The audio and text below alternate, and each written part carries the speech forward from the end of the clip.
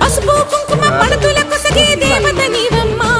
మా ఐదవతనమునకు అభయమునిచ్చి అండగా ఉండమ్మా చల్లని చూపుల నాగమ్మ మా పిల్లల పాపల కాయమ్మ పల్లెకు తల్లివి నీవమ్మా మాకు తోడు నీడగా ఉండమ్మా